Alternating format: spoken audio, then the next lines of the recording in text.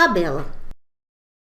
O primeiro passo para inserir uma tabela é definir em qual posição do texto ela irá ficar. Neste caso, eu quero que ela fique aqui no capítulo 2. Então, irei colocar o cursor para piscar aqui na posição onde ela será inserida. Em seguida, eu posso inserir a tabela através da barra de ferramentas padrão, escolhendo o número de linhas e colunas, ou através do menu tabela, inserir tabela, onde aqui eu numericamente defino o número de colunas e o número de linhas. Nesse caso, vou colocar 5×6 e clico em inserir. Tabela inserida, nós temos algumas observações a fazer. Primeiro, observe que, ao inserir a tabela, é apresentada para nós aqui a barra de ferramentas tabela, que só aparece quando nós estamos dentro da tabela. Se eu clicar fora, ela será ocultada. Quando eu clico dentro, a barra retorna. Aqui eu tenho várias opções de formatação da nossa tabela. Para navegar dentro das células de uma tabela, eu posso clicar na célula desejada ou utilizar as setinhas direcionais do teclado. No caso da nossa tabela, eu vou fazer uma formatação básica utilizando alguns recursos da nossa barra de ferramentas. Então, o primeiro recurso que eu vou utilizar é o mesclar, que mesclar faz a união de várias linhas ou de várias colunas. Nesse caso, eu vou unir essas colunas da primeira linha. Para isso, eu vou selecionar, clicando dentro e arrastando, e escolho a opção mesclar, que está aqui na barra de ferramentas. Observe que, ao utilizar esse recurso mesclar, ele retira a divisão das colunas. O mesmo pode ser aplicado às linhas.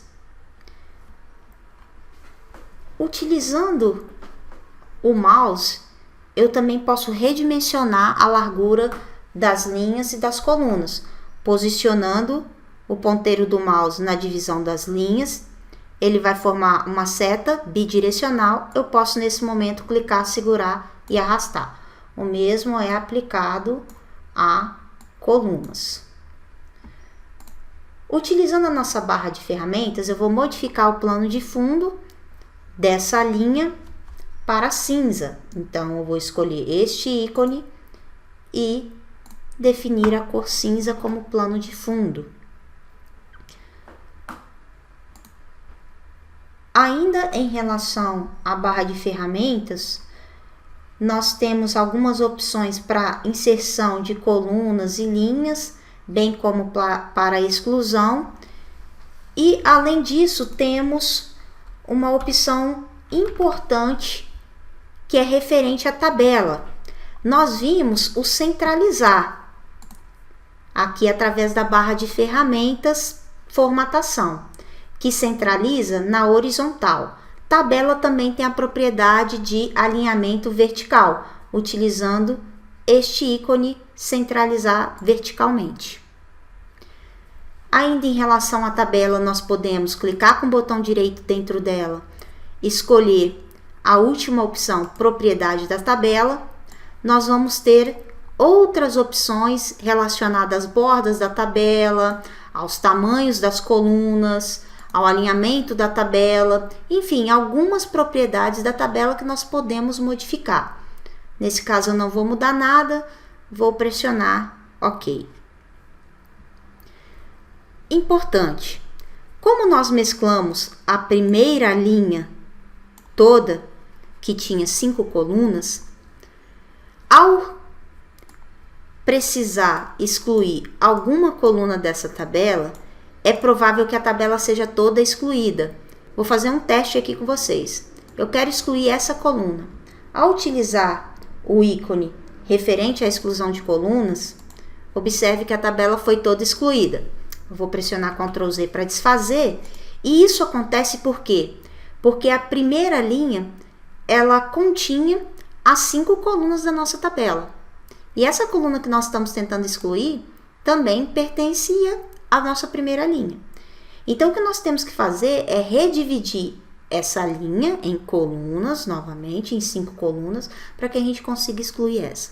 Então, nesse caso, eu vou clicar dentro da nossa primeira linha e vou utilizar este ícone, dividir células. Aqui, eu tenho duas definições a fazer. O que eu quero dividir é uma linha em 5 colunas. Então, para isso, eu quero realizar uma divisão vertical, que é em colunas. Se eu tivesse que dividir essa célula em linhas, eu iria escolher a opção horizontal. E aqui eu defino em quantas partes eu irei dividir. Nesse caso, eu quero voltar à forma original, então vou dividir em 5. Observe que as linhas, a divisão das colunas, elas voltam a aparecer e caso seja necessário excluir essa coluna, agora sim, sem problemas, é só clicar no ícone excluir colunas e aí nós voltamos a ficar com 4 colunas e não mais 5, que foi a configuração inicial.